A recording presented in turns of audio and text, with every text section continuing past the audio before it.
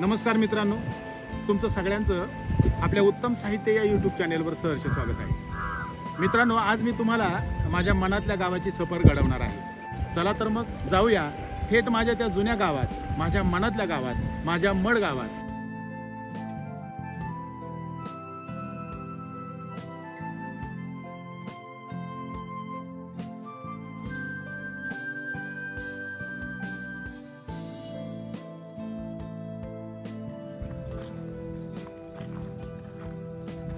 मित्रांनो, आता आपण निघालोय शाळेच्या जवळून, म्हणजे या मोकळ्या भागामध्ये पूर्वीची शाळा होती, दगडी बांधणीची, इंग्रजांच्या काळातली।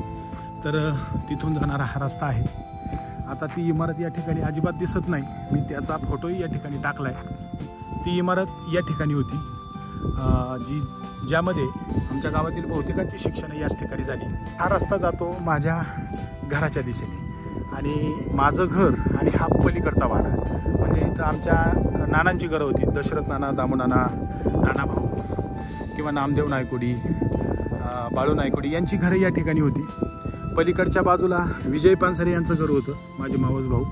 त्याच्या पलीकडे एक घर होतं, बशीरभाई त्या ठिकाणी राहायचे। ही एक घरांची पूर्ण रांग या ठिकाणी होती। आणि आता आपण येतोय ते बरोबर माझ्या घराच्या ठिकाणी। मित्रांनो, हे जे समोरचा भाग दिसतोय हा आहे माझ्या घराचा भाग। अतिशय अरुंद अशा पद्धतीचं घर होतं। मला वाटतं 1 ते 1.5 खानाचं घर असेल।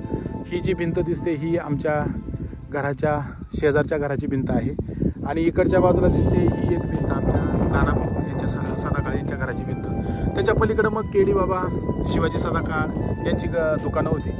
तर हा अतिशय अरुंद असा निमुळता जो भाग आहे या ठिकाणी माझं घर होतं। म्हणजे रुंदीला कमी परंतु लांबीला खूप होतं। या ठिकाणी सीताफळीचं झाड होतं आणि या ठिकाणी जे एक मोठा दगड ठेवलेला होता तिथं आंघोळीचं ठिकाण होतं आमचं। या ठिकाणी एक पडवी बांधलेली होती आणि पाठीमागच्या बाजूला मग आता ओसरी चालू होईल।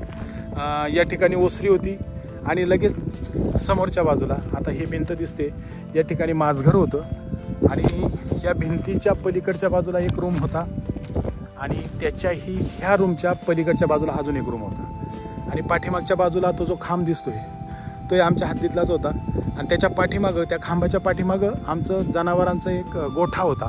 नंतर त्या ठिकाणी आम्ही घर बांधलं होतं। तर अशी ही पूर्ण पट्टी, या घराची पट्टी ही या मड गावठाणामध्ये माझ्या लहानपण ज्या ठिकाणी गेलं पूर्ण, आणि घटना या ठिकाणी पाहिल्या, माझं लग्न या ठिकाणीच झालं। तर हे ते घर, घरासमोरचा हा रस्ता थेट पुढच्या रस्त्याला जाऊन मिळायचा।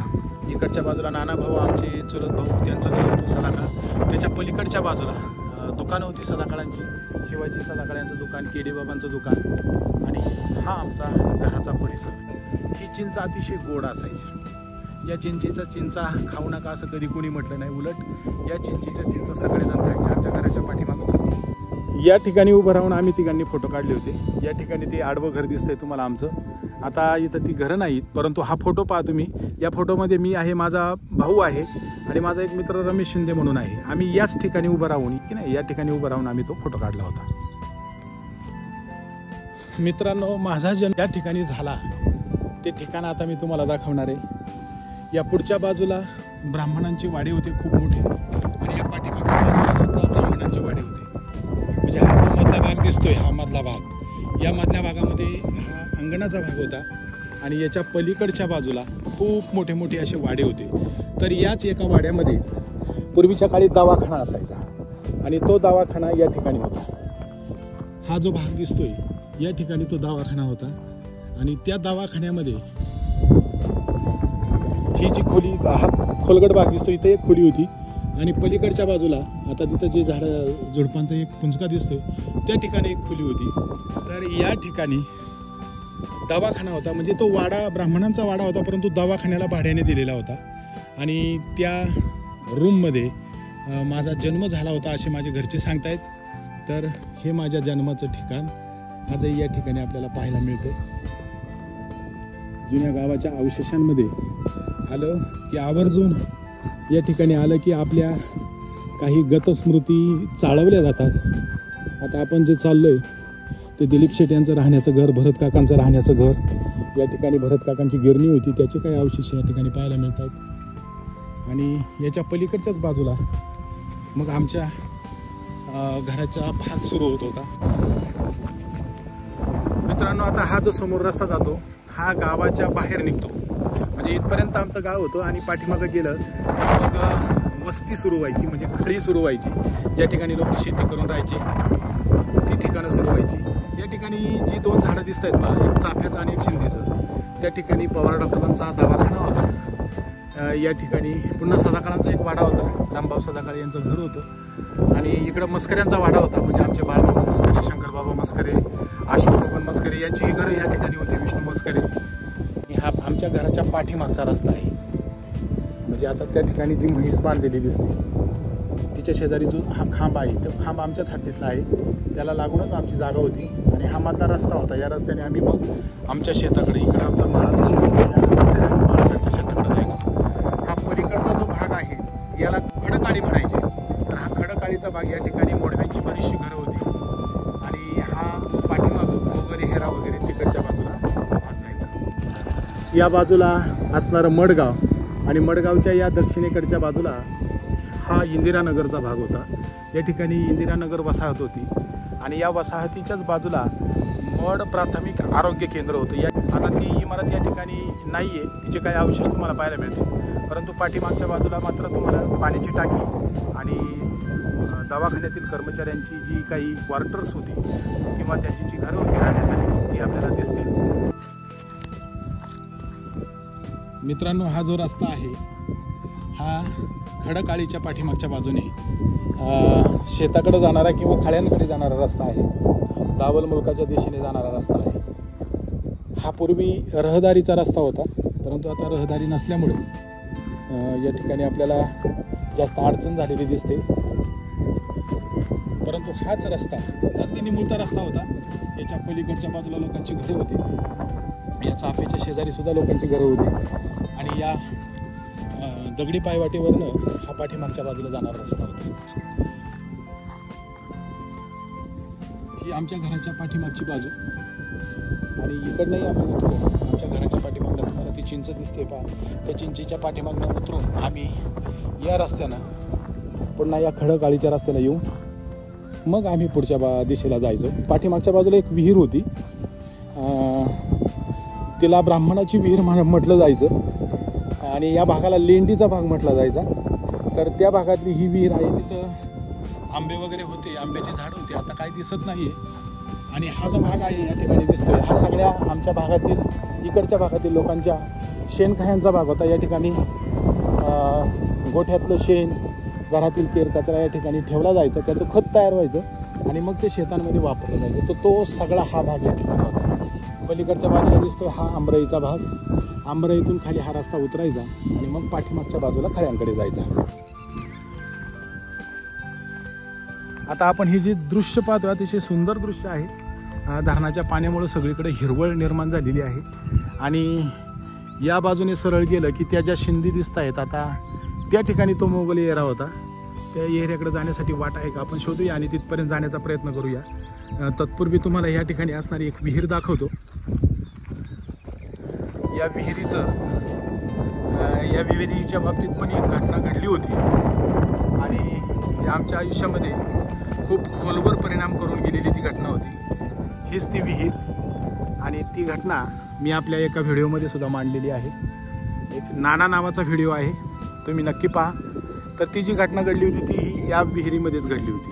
म्हणजे माझे जे आजोबा होते ते आजोबा या विहिरीवर बैलांना पाणी पाजण्यासाठी घेऊन आले होते आणि घाई गडबडीमध्ये बैलांना तहान लागलेली असल्यामुळे तिकडच्या बाजूने पाणी ओढत होते आणि एका बैलाचा धक्का लागला आणि आमचे आजोबा या विहिरीमध्ये पडले. विहिरीत पाणी खूप नव्हतं, परंतु वरच्या बाजूला एक टपरा होता, त्याच्यावर आदळल्याने बाबांचा जागीच मृत्यू झाला होता. तर ती विहीर आमच्या कायम लक्षात राहणारी अशी विहीर आहे. ती घटना झाल्यानंतर मी पुन्हा त्या विहिरीकडे फिरकलो होतो. आज दूरवरनंच त्या विहिरीचं दृश्य तुम्हाला मी दाखवतोय. तर ही ती विहीर. मित्रांनो, आपण धरणाच्या कडेकडेने हा जो रस्ता आहे या रस्त्याने त्या विशिष्ट ठिकाणाकडे चाललेलो आहोत. बघूया ती आहे की नाही शिल्लक. इथं एक विहीर होती, छोटीशी एक झरा होता, ज्याला आमच्या भाषेमध्ये मोगल एहरा म्हटलं जायचं. आता तो मोगल शब्द का आला याचं काही कारण माहीत नाही, परंतु त्याला मोगल एहरा असं नाव होतं आणि तो याच ठिकाणी होता. हे जे दगड दिसत आहेत याच ठिकाणी तो होता. आता याच्यामध्ये पूर्ण माती साठल्यामुळं हा जो भाग दिसतोय, हा जो भाग याच ठिकाणी तो विहिरा होता. म्हणजे ही माती काढल्यानंतर आजही या ठिकाणी तुम्हाला जिवंत पाण्याचा झरा दिसेल. धरणाच्या पाण्यामुळे त्याच्यावर पूर्ण माती साठलेली आहे. हाच मोगल एरियाचा भाग आहे. पूर्वीच्या काळी पाणी नसायचं, त्यावेळेला जनावरांना पिण्यासाठी या ठिकाणी पाणी उपलब्ध व्हायचं. ही जी माती दिसते, ही माती काढल्यानंतर या ठिकाणी एक छोटीशी विहीर म्हणूया आपण, किंवा छोटासा खड्डा खोदला जायचा. त्याच्यातनं ते पाणी बाहेर यायचं आणि त्यातनं पाणी जनावरांना पाजलं जायचं. तर तो हा मोगल एरिया आता त्याच्यामध्ये पूर्ण माती साठलेली आहे. कारण आता खोदण्याची काही गरज नाही.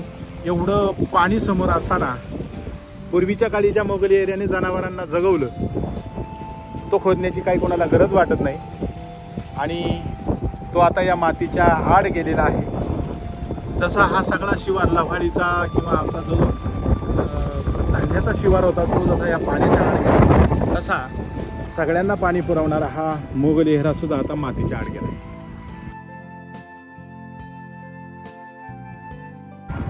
या ठिकाणी ही जी गुलमोहराची फुललेली झाडं दिसत आहेत, या झाडांच्या दरम्यान ही जी भिंत आहे, त्या भिंतीच्या पलीकडे आपल्याला एक इमारत दिसते आणि ती इमारत आहे शासकीय विश्रामगृहाची. मठमध्ये जे काही मोठे अधिकारी त्या काळामध्ये यायचे, त्यांचा सगळ्यांचा विश्राम याच इमारतीमध्ये असायचा. या इमारतीला आम्ही बंगला म्हणायचो. तर अशा पद्धतीची ही इमारत आता जरा पडीक अवस्थेत आहे. हे जुन्या काळचं मठचं वैभव होतं. दिसतंय ते हे मठचं दत्ताचं मंदिर. तर ही बघा, ही पाण्याची टाकी. याच पाण्याच्या टाकीच्या आधारे मठला पाणी पुरवठा होत होता. आणि एक फोटो मी या पाण्याच्या टाकीवर उभा राहून वरच्या बाजूने मठचा फोटो काढला होता. आता या टाकीवर जाण्यासाठी शिडी नाही आहे, शिडी तुटलेली आहे. त्यामुळं मी याच ठिकाणाहून त्या काळी ते मठ कसं होतं आणि आत्ताचं मठ कसं आहे हे तुम्हाला दाखवण्याचा प्रयत्न करतो आहे. तर तो फोटो पहा आणि आता मठच्या शिल्लक असलेल्या इमारती आपल्याला या ठिकाणाहून पाहता येतील.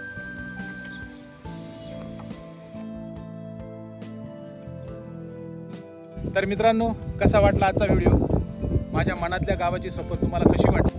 ज्या गावामध्ये मी वाढलो, ज्या ठिकाणी माझा जन्म झाला, जिथं सुखदुःख अनुभवली, ते गाव धरणात लुप्त झाल्यामुळं त्याच्या आठवणी खूप मनामध्ये दाटलेल्या होत्या आणि त्या मी माझ्या मनातले गाव या पुस्तकातून व्यक्त केलेले आहेतच. परंतु ते गाव तुम्हाला दाखवण्यासाठी मी आज तुम्हाला त्या गावची सफर घडवली. ती सफर तुम्हाला कशी वाटली ते कमेंटमध्ये नक्की कळवा. पुढच्या व्हिडिओमध्ये आपण भेटणार आहोत आमच्या नव्या गावामध्ये. हे जुनं गाव विस्थापित होऊन नवीन ठिकाणी गेलेलं आहे, तर ते गाव कसं आहे ते मी तुम्हाला दाखवणार आहे. तर मित्रांनो, भेटूया आपण पुन्हा आमच्या नव्या गावामध्ये. तोपर्यंत तुम्हीही काळजी घ्या, आनंदात राहा. Bye bye.